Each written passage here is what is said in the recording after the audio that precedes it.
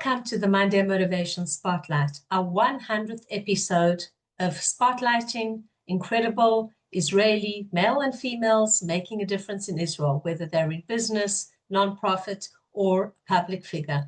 Today, for our special episode, I was thinking who would be a perfect person that has advocated for Israel, that's doing special things for Israel amongst the other many people.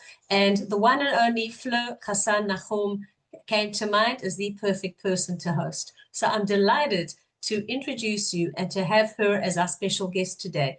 Who is Fleur Hassan-Nahoum? A public figure. Today we're going to be talking about a lot behind the scenes, what led her to make Aliyah, what led her to be the person and the voice that she is today.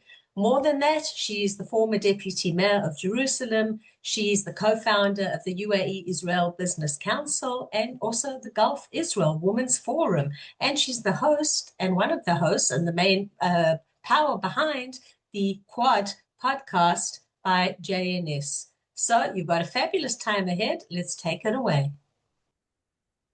So, Fleur, good morning. I am delighted to host you here as our 100th guest on the Monday Motivation Spotlight. I've already mentioned everything you do. You're a public figure. You're well known for Israel advocacy and everything else you do.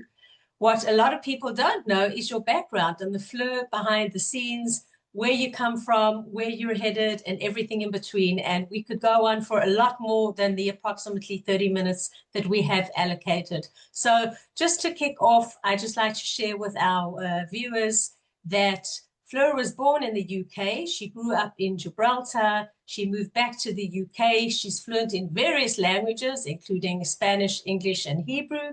And she made Aliyah in 2001. Fleur, once again, we're delighted to have you. Please share with us, kick off a little bit about Fleur behind the scenes, some of the things that we don't know, and then we'll lead into more about Israel advocacy, your work with the UAE, and everything else that you're well known for.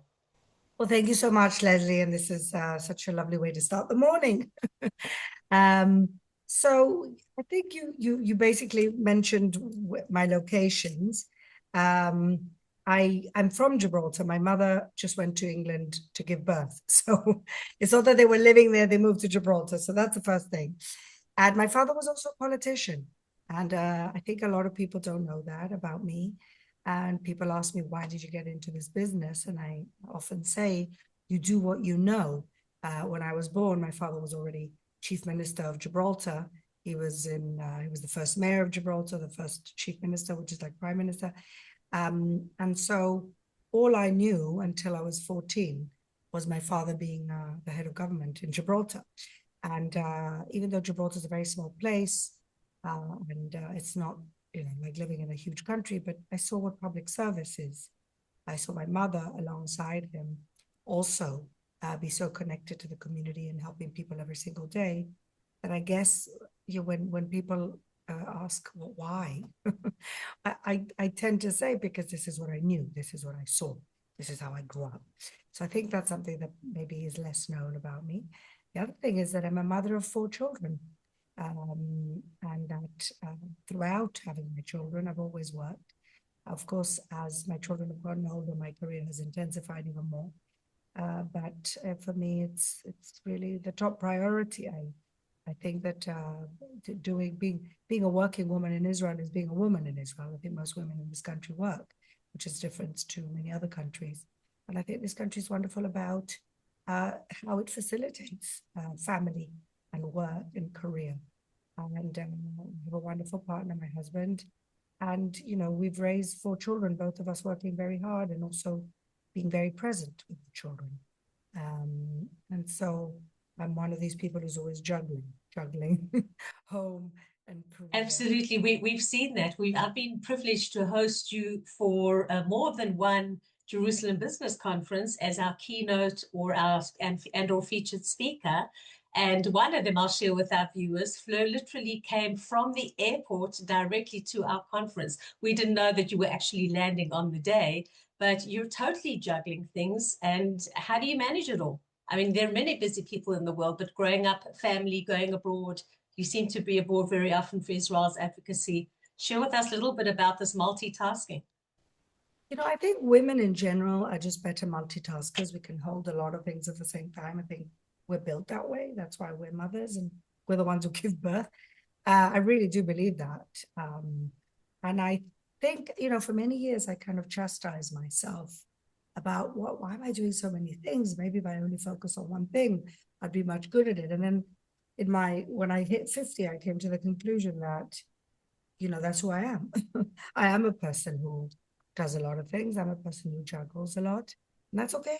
That's okay. As long as you can find good people to partner up with, which has been really the blessing of my life, being able to spot and find good partners, then you can really do a lot. You also can't be, I'm not a micromanager. As long as I trust you and I know that I can hand something over, I hand it over. I'm really not somebody who needs to hover. And again, with my children, I think I'm the same. If they're independent and they're okay, then, I'm less involved. The minute they need me, the minute that something's going on that needs me, I'm there. And so I guess it's difficult for some people to switch it up and switch it down. But I think that I'm built for that. And that helps. It helps to know how to juggle.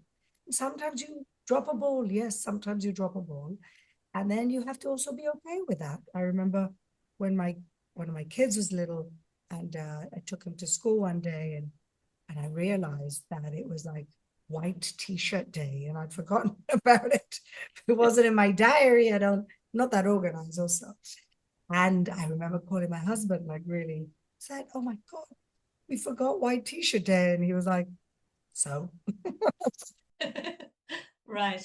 But for the kid, it's important. For us, it's less important. For them, it is. It is important, but also you have to learn to be kind to yourself. And the kid also and to prioritize, of course, as well. Prioritize. With the busy schedule you have, prioritization is key. Exactly, you have to prioritize. But look, I always try and prioritize the family milestone events. But now and again you do drop a ball, career and family. It just happens when you're doing too much.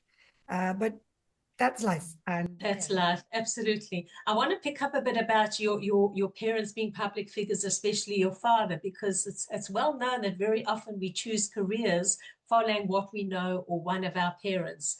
Tell me a little bit more about that. So you were based in one place. Did you move around? How involved were you as your family? And share with us a little bit more about that and how it impacted the Fleur today. And also the generation going forward. Do you see any of your kids becoming involved in advocacy, carrying the line? So I think the way that affected me is that from being a very little child, I mean, my father was already in politics when I was born. So that's all I knew. That's all I knew. Didn't know any other version of my father. We didn't travel. I mean, he traveled. We didn't travel. He didn't travel that much. It's a different era. It was the 70s. He only traveled to London, and we never traveled with him for work. But, I think what's unique about my upbringing is that since I was a very small child, I was sitting around a table with some pretty important people, and I had to learn how to converse with everyone. And so I think I'm one of these people who can literally have a conversation with anyone and be able to contribute to that conversation. And I think that's because that's how I was brought up. From being an 8-year-old child around the table with the governor of Gibraltar and a journalist and having to be part of that conversation. Nobody was forcing me, but my parents were very inclusive and this was their family, me and my sister. So I think that gives me that ability to be able to be in any environment and cope, even in hostile environments. And I think that's very important. And even in intimidating, when I first got into politics, I remember walking into a room with all men, or even sometimes all Haredi men.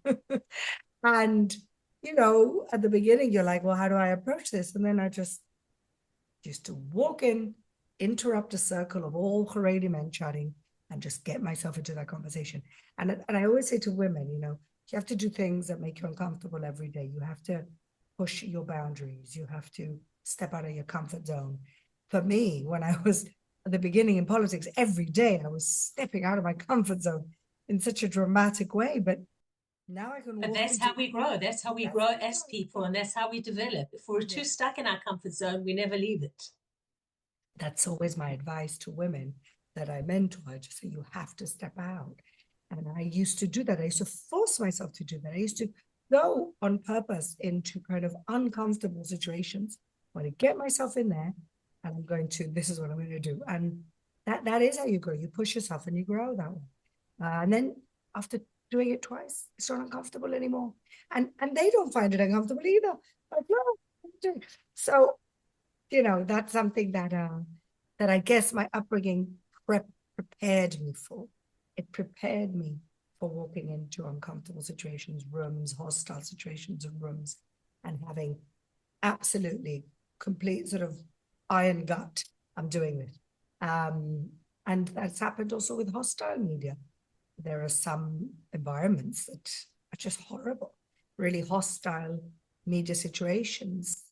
And I'm like, Right, I've seen that many times, and here we we'll go. jump forward a second, and then I will come back. But since October 7th, you were a large advocate before October 7th, even more so since October 7th, and you've done hundreds of interviews. I've seen many of them, and many of them have been very hostile. So I guess the situation prepared you for that. Let's jump forward a little bit to this and tell us a little bit about this in terms of how you handle and manage these hostile situations. You always seem to be very calm, which is very good. You're phenomenal, not just very good, you're phenomenal with these situations. Tell us a little bit about it, some of the behind the scenes things that we don't maybe know. As you say, way before October 7th, I was already doing advocacy for Jerusalem. I was a deputy mayor of Jerusalem, and I was in charge of foreign relations and economic development and tourism. But foreign relations was important because every time there was a problem on Temple Mount, every time there was a problem in Sheikh Jarrah and all the Jerusalem-oriented conflict problems that we saw before October 7th, which ironically have died down since, the mayor was quite happy for me to just take the public face of the defense of the city of Jerusalem. And so I did. And so I would always be faced with these interviews. And right at the beginning, I would get very, I guess, I would get very, some people would say, emotional, or at least it would appear that I was getting excitable. And people would say, and this is the double standards applied to women, oh, look, she's so emotional about this. And when you're a woman and you show emotion, or at least you're arguing in a way that people think is emotional, you're completely discredited in that argument. And so when I realized that there was a double standard when it came to women, I mean, people would tell me, but until I experienced it myself, I didn't really understand it. I decided to take the opposite tactic and be as calm as a cucumber, because the minute I become excitable, or the minute, if it was a man doing it, he would be passionate and dynamic, but Aggressive too, often aggressive. Aggressive, that's okay for a man. When a woman does it, she's a bitch, she's emotional, she's lost it. That is exactly the double standard that we have to live with. And I'm fine with it. But now I know how to deal with it. And the way I deal with it is that it seems I've become a very calm person, that even when I get told outrageous things, I kind of take it in and respond. And that's the reason that I trained myself to be as calm as can be and to answer in a calm way, so that nobody could ever say, look at this emotional woman, she's lost it. Now, as a result of that, what I've found is that as calm as I am, when I do debates, people get really angry that I'm so calm. And so I kind of get the better of them in debates because I'm so calm. So it's actually worked in the favor of Israeli advocacy, I guess. Right, absolutely. Listen, we all know when we listen to the Israeli Hebrew talk shows and when they have guests on a panel, there's always voices raised. In the Knesset, there's voices raised. So there's no doubt about it. By you keeping your calm as a cucumber, as you said, that makes a huge, huge difference. Do you want to share with us any one or two interviews that come to mind that specifically you felt you needed to maintain your calmness? There are interviews that are always, you're in for, I mean, there are interviews that catch you off guard, and there are interviews that you're in for a fight, and you're in for a smart fight. So Channel 4, the evening news, British channel, is always rough. And I'm very proud to say that, I've always prepared myself well, and I'm a good debater. I trained as a barrister, and they haven't been able to get the better of me, and I'm very proud of that. I think most of my BBC interviews are the same. I think I actually thrive in hostile environments now that I think about it. I thrive in debate. I was trained. I was trained to be an advocate in court, a barrister. I was trained to be in an adversarial situation. That is my training. And I think over the last 2 years, I've honed the skill because I've just done it so much. But I think they get the better of me comes out when I'm challenged in that way, which is interesting. I always thought I was good under pressure, and I guess I am. That's why maybe I chose to be a politician, because there's a lot of pressure with being a politician. But at the same time, after these interviews, when I feel I could have said something more, I could have done it in a different way. I'm very, as many women, I'm very self-critical, and I can be very harsh on myself. And so sometimes I get angry or frustrated that I could have done better, or I should have said this, why didn't I say that? And some interviews are so disgracefully biased that when I'm done with it, even if I've done well, I feel shook up. I feel I can't believe that this is what they've said. And so there's a range of emotions, Lesley. I'm sure. I'm an emotional person, and I don't hide it. And I actually think that we have to actually own our emotions. And I think that women have to be women, and we shouldn't pretend to be men after saying everything I've said. But that's also our strength as well, that we bring so much more to the table as women, because we can often control our emotions and maneuver it in a specific way. Yeah, and what I try and do in my interviews is always show the human side. I guess they're very used to Israeli military spokespeople, mainly men, arguing facts. And I always try to bring the mother in me into that situation and into that interview and say, my children sing songs of peace when they come home from school. So when I add in that element of motherhood, it kind of disarms people. And that's exactly where the women thing comes into it. And I'm always trying to put it in there. Right, which is super important. And going back to the being critical and overcritical of ourselves, yes, I think we all do have that element in our personality. And I always remind people, my clients that I work with, people know what you said. They don't know things that you planned to say or wanted to say. So that's something internal, but it's something that if it's a really important point, we can try to remember for the future. So definitely no doubt about it, your training and your experience in advocacy as a barrister, as well as learning to communicate and be put in all kinds of situations as a child, prepared you for the golden moment of doing what you do now. I want to just jump back a second, or it's more than just a couple of years, in terms of what brought you to actually make Aliyah, and how did it all get started? Was it like on the cards you were going to make Aliyah? Did you make Aliyah already, married? You met your husband here, your family made Aliyah? Tell us a little bit about that. So like I told you, I studied law, and look, I'm from Gibraltar. I'm from a warm climate. I'm very Mediterranean. I'm Sephardi. I studied in England. I lived in England for 9 years. I never really intended to stay there for life. It's just too cold for me, and it's just not the character of the country. I'm too Mediterranean. Anyway, and I've been a Zionist my whole life. I love Israel. I came to Israel when I was 14 for the first time, and I'm like, I'm going to live here one day. So it was always on the cards to come to Israel. And I was doing my stage as a lawyer, and I met my husband in London. We were set up on a blind date. And the second date, he says to me, look, I have to be honest. I don't want to stay here. I want to make Aliyah. And I was like, yay, I'll marry this dude. And we were just on the same page. So we got married. We still lived in London, but we always intended to move here. And we got married in 98.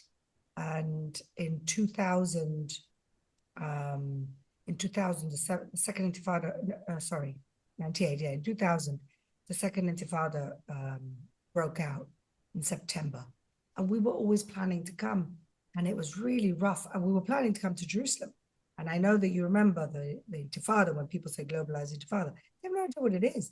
It's bus bombs and cafe bombs and suicide bombers. And it was horrible, stabs and shooting. Do you remember? And my husband and I wanted to come and live in Jerusalem. And our families thought we were bananas. They're like, but do you understand what's going on there? We do understand. We made a strategic decision that if we want to live in Israel, there's never going to be a good time to move. There's always going to be something. And so now or never. Now or never. So we just bite the bullet, pardon the pun.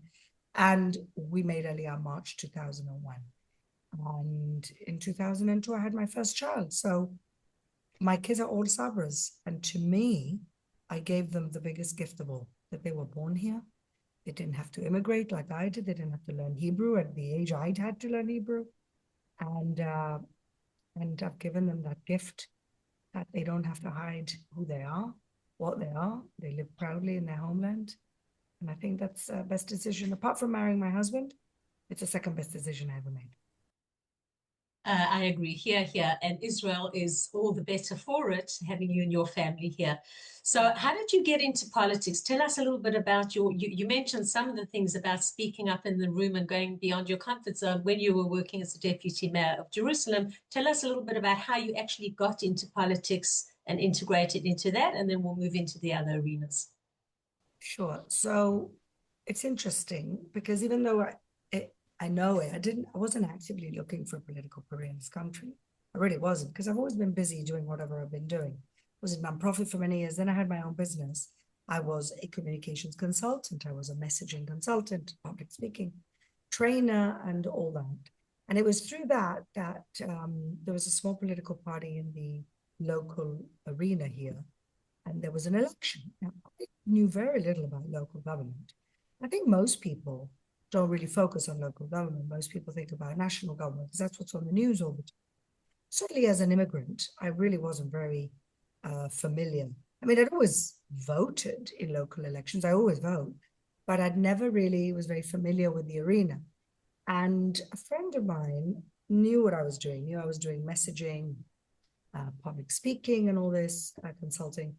And she said to me, I bumped into her in the street, she said, Fleur, do you want to, I'm part of a small political party in the local arena, and I think we could use your messaging advice. And so I said, okay, sounds interesting. And what's interesting is that my sister, who lives in Gibraltar, she had just been running for office in Gibraltar. There was a by-election and there was an opportunity for her to run, and she decided to go for it. And she asked me to come and help her with her campaign. I mean, at this point, I'm still only just a communications consultant, so I'm not in politics yet, and I'm not even part of any political party. So I went to Gibraltar. I helped her. I wrote her speeches. I helped get her into the mode of fighting this election. I came back and I thought to myself, oh, I love political communications. Maybe I should get into political communications. It's always been an interest to me. I've always been very kind of aware of what's going on. I read a lot. And then, it's funny how something opens in the universe.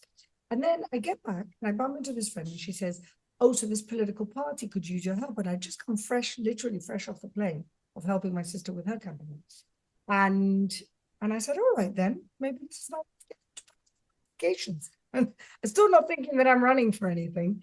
And I sat with them and I redid their messaging, even though it was Hebrew, but I redid their messaging. I knew it was all wrong. And after helping them out 2-3 sessions, they said to me, we're looking for a woman to run with us. Would you consider it? And I went home and I thought, I have to think about this, because as opposed to other people, I actually know what's involved in being a politician. I know from the perspective of a child whose father's a politician. So I know what my children will be going through if I get into this. I was very cognizant of that. So I had to think about it. I really had to think about it. So, and then I thought to myself, you know, it's not every day that God opens a door to serve your city. It's not every day that this opportunity is coming in front of me. And I think that when God, when people like, God, why don't I win the lottery? God, why don't I win the lottery? Says, well, why don't you buy a ticket? So I thought, this is the ticket, and if, and if I want to serve my country, my people, then this is the opportunity that God has presented me. And I spoke to my husband and he said, go for it. So I went back and I said, okay. So I ran for office in 2013 as a, city council member, and I didn't get in. The party I ran with had 2 seats, and I was number 4 on the list, which is how it works here. But I still remained an activist. I remained involved with them. And then as the world turns, one of the people leaves to the Knesset, and we've got something called a rotation agreement, which means that halfway through the administration, you rotate so that everybody gets a chance, or as many people as possible can be city council members. Because remember, this is volunteer positions. So not everybody can work as a volunteer for 5 years in city council. So there's this kind of rotation agreement that is internal, party political. And so all of a sudden, the person leaves, I'm number 3, and then the rotation happens, and now I'm in 2016, now I'm in city council. And I quickly became the leader of the party and the leader of the opposition. We had a Broigus at the time with Barkat. And then the election came around again, and the party was going through a lot of issues that I wasn't in agreement with. And I was approached by Zev Elkin, who was running to be the mayor. He was looking for a woman who was a bit more pluralistic for the number 2 spot. And I ran with him. And when he lost, I supported the mayor in the second round of the elections. And when he won, he said, well, what do you want? And I said, I want to be the foreign minister of Jerusalem. That's what I said to him. And so I kind of almost curated my own portfolios to do that. Nobody had done that before. So I took foreign relations, which didn't even exist, or it existed, but nobody really took it very seriously. I took tourism, which again, nobody took very seriously. And I took economic development because I was already very involved, as you know, with the innovation ecosystem, with being an activist for the innovation ecosystem, for connecting university and industry. I was already an activist doing work, doing my own volunteer stuff. And so I just incorporated all the stuff that I'd been doing into my portfolios, and I gave it credence, and then I brought budgets. So yeah, that's how it happened. That's how it all started. Wow. And I think what you've just shown here as well is knowing what we want. Like you maybe didn't know exactly what position you wanted, but you knew in which direction you were headed, and not being afraid to stand up for ourselves and to ask for what we want when you were given the question, what do you want? What position would you like? Well, that's exactly right. And I'm the co-founder, very proud to be the co-founder of an organization called Fem Forward, which is all about women in tech in junior positions and giving them the skills and the mentors to take them to senior positions. And I give 1 lecture a year on this. This used to be my workshop, but I don't do it anymore because I'm doing other things. But I do this 1 lecture a year to them, to the women of the program that I co-founded. And I always say, you don't ask, you don't get. Totally. That's exactly one of my sayings as well. You don't ask, you don't get. Nobody's going to wake up in the morning saying, oh, Lesley does deserve that pay rise. No. If you don't ask for it, you're not getting it. And just switching that little thing in women's heads sometimes is everything. I get so many messages saying, I asked for that pay rise and I got it. I can't believe I waited so long to ask. And you had to come along to tell us to ask for it. So I'm very proud of these things that I do. But I'm very proud to be able to empower women to understand that nobody's coming. Nobody's going to rescue you. Nobody's going to offer you your dream job. You got to go for it, and go for it hard. And that's the only way it's going to happen. Right, absolutely. Totally. You couldn't have said it better. So we could talk a lot a bit about more about the area, but I want to actually just move this now into seeing we're talking about women and empowerment. Your work involved in the UAE with the Business Council, with the women's forums there. Share with us a little bit about how you got into that and some interesting stuff that we maybe don't know. So I was deputy mayor at the time, and I was very involved with the American embassy.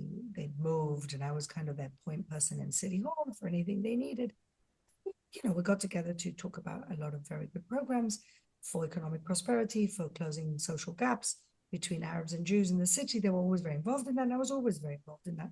I always believe in empowerment and peace through economic development, and I was involved in East Jerusalem activities, and I kind of smelled that something was up with the UAE. I don't know why.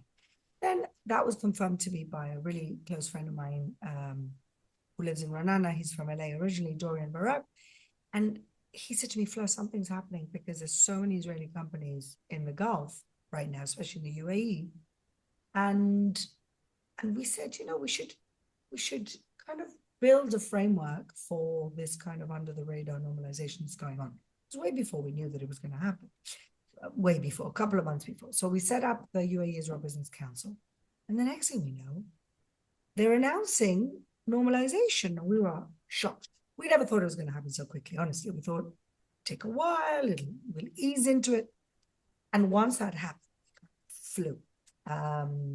We just went. We went there. And it was interesting because I was the first, I guess, elected public figure to go to the UAE because Bibi had given an instruction to the ministers and the members of Knesset that they're not allowed to go before he goes.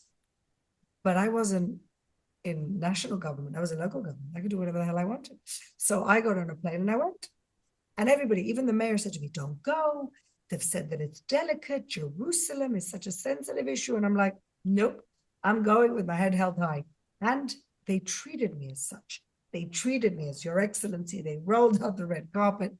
And I just started building bridges. The first ever physical meeting between Emiratis and Israelis was my women's meeting. I'm so proud of that picture went viral around the world of women meeting. I'm so proud that the first physical meeting was women. And myself and my co-founder for the Gulf Israel Women's Forum, Justine Zwirling, made that happen. I'm so proud of that. And then it just snowballed. It was COVID time, so we did a lot of Zooms. We did in-person meetings. We did, cross-cultural events in a museum in Dubai. We brought delegations. It was just honestly, I can't. 2020 was such a great year, even though it was the year of COVID. It was such for me and for normalization and for the country and for just building those bridges, just finally being able to be normalized and accepted in our region. It was so exciting. It was just such a great year. It was a great year. Right, that's phenomenal. And how are the relations today moving forward now? When October 7th happened, did you find that there were changes there in the way that people reacted to you? Did you receive support? And then moving forward now over the past few years since October 7th? Start with the good news. And the good news is that I don't think anybody would have thought back in 2020 that the Abraham Accords would have sustained a regional war between Israel and Arab countries, non-state actors, but also Arab or Muslim countries. And it did. Not only did it do that, but the UAE came out after the first Iranian attack and proudly said that supported Israel that night. And so that really is commitment, and that really is a strategic decision that they made to basically have peace with us, and not for the short term and not for the weak-minded. They've stuck with it, even though the Muslim street, of course, has been overwhelmingly supporting the Palestinians. But they know exactly who Hamas are. They know the Muslim Brotherhood are poison, but they have a tough act to balance. In terms of the people, it's been mixed. I've got friends who I've made for life, who stood by us, who advocated for us. I mean, it's just incredible. And then there have been some people who were very much affected by the propaganda in the Arab world. and stopped talking to us, started writing horrible things about Israel. But for the most part, the business community, even though they've been quiet and under the radar, has stuck with it. And now the hostility seems to have, people are just tired of war. So the hostility seems to have abided a little bit. Okay, well, that's good to hear. Share with us, and we could literally go on and talk for way more than the time allows us. Share with us a little bit about your amazing podcast, The Quad, which I love listening to. This is where we see the real Fleur coming in, and it's incredible, and the energy, and your hero of the week, and the scumbag of the week, and kol kavod for like going out and just not being afraid to say what you do. Share with us a little bit about that. I know you spoke at the conference about how it all came together. Maybe you'd like to share that with our viewers and anything you'd like to add about it. So I was on my way to becoming the special envoy for trade and innovation, and JNS, who are good friends of mine for a long time, approached me and they said, would you like to do a show on innovation? And I said, actually, I have a better idea. I want to do, and I've been thinking about this for a long time, I wanted to do the Jewish version of The View. I wanted to do a show, I want to show women's voices, intelligent women's voices coming from Israel. I wanted to show the diversity of Jews by having people from different backgrounds. But that was my dream. My dream was to be in this big desk with 4 women talking. That was my dream. I mean, I envisioned it. And, you know, good for JNS that they were like, they went with me on this vision. I went and I picked the women, and we were planning it. We had a name. We were planning the whole thing. I'm the co-producer. I don't do the weekly production, but I basically was part of the creation of it with the wonderful producer, Zach Zickerman. And I was just very excited. And then October the 7th happened. We still hadn't gotten it off the ground. And I said, listen, if we don't do this now, we're never going to do this. And this is what the world needs. The world needs to hear this. And I always wanted to do this Scumbag of the Week. We didn't know what name to call it because nothing ever quite captured what we wanted. Right, and also, do you want to be politically correct and say it in a nice way, or just say it as it is? Call a spade a spade. I wanted to call it Cretin of the Week, and then they said to me, "Oh, Americans don't know what that word means." So we played with our soul of the week. I thought it was a bit crude. And then somebody came up with scumbag, and we thought, you know what? That word completely describes it. Now, I've got people in my life, close people to me, who said, maybe, you know, it wasn't so good for your brand. You could have picked another word. And I just, at that point, Lesley, after October 7th, whatever filters I had left, I lost. I was like, and people stop me on the street. Scumbag. I get people writing to me, I've got a great scumbag for you. Because nothing quite captures it like scumbag. You know what I mean? It's everything. It's everything. It's more, it's everything together. I think that's what it captures. And I know that it's kind of a cut down grade or not a classy word. I know. But it's just now kicked off. I can't imagine rolling it back anymore, even if I'd want to. And of course, I always wanted to do the hero, because you have to give credit to the good people if you're gonna call out the bad people. And there's just been so many horrible people, horrible, disgusting people that have showed their true faces since October 7th. I could not not call them out. I just couldn't. And I had to do it. And my co-host came with me on that journey, and they love it too. And then now I have guest co-hosts that come all the time. I've even let some men in now and again, and they all enjoy it. There's not been one person who said to me, I won't say scumbag of the week. So hopefully I'm picking the right people, or people are just fed up like I am. Right, absolutely. And as you said, you've had your situations where you've had to remain calm and politically correct and everything. And this is your outlet where you can actually like really do whatever you want. Exactly. The best thing about JNS, honestly, they've never, ever said to me, don't do what you want. They trust me, and that's why I love working with them. And I think the show is when people see who I am, my personality. You know what I mean? My real personality. Because I think I also like to be funny, and that playful side of having an intelligent discussion, but also being me and being able to laugh at idiots and call them out and talk about politics, but in a way that me and my friends would be sitting around a table talking about politics. And I think people really connect. And what I get a lot of messages of all the time is, you're saying what I'm thinking. You're saying what I'm thinking, you know? And I think that I'm not sure I'm convincing anybody who hates us. I certainly don't think I am, but I'm certainly strengthening the people who have been also browbeaten by what's happened in the last 2 years. And if all I've done is strengthen our own people, our troops and our allies, then I've done something meaningful. Absolutely. Well, I look forward to it every time I see that you've posted about it, and I know many, many others do as well. Moving forward, because we do, and we have to unfortunately come to an end, where do you see yourself in the future, Fleur, in the next couple of years? What can we expect from you? Maybe some of the things are secrets that you don't want to share with us yet. Pretty much an open book. I'm co-founded an organization called Campus Israel. The whole idea is that I want to present an option for Jewish diaspora students to come and study full degrees in English in Israel. Israel's got the top class academics, top class. It's also the only country left in the West that still has proper critical thinking, where people can disagree safely. And I want to present that option for Jewish kids and eventually also everybody else, so that they don't have to go to poisonous college campuses where they're bullied or brainwashed. And so I'm working very hard on that.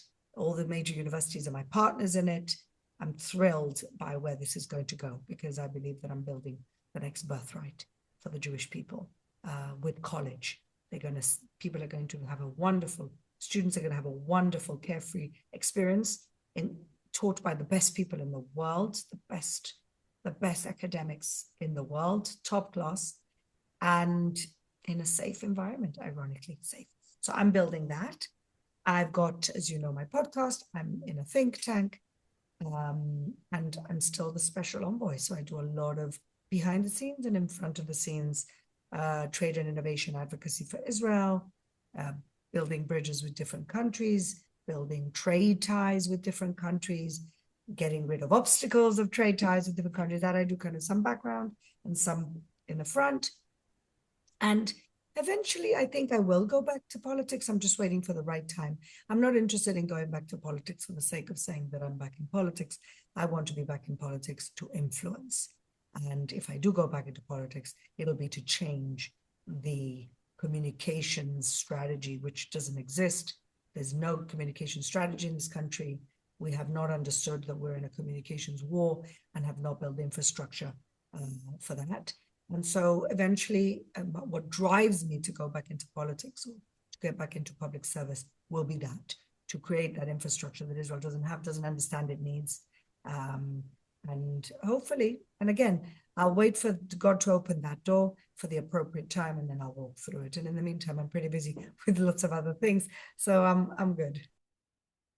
Right, pretty busy, I think, is an understatement, but absolutely. So you're saying that we may not see you in the Knesset this coming election, whenever it is, but maybe for the future, which will be phenomenal for this country if you are.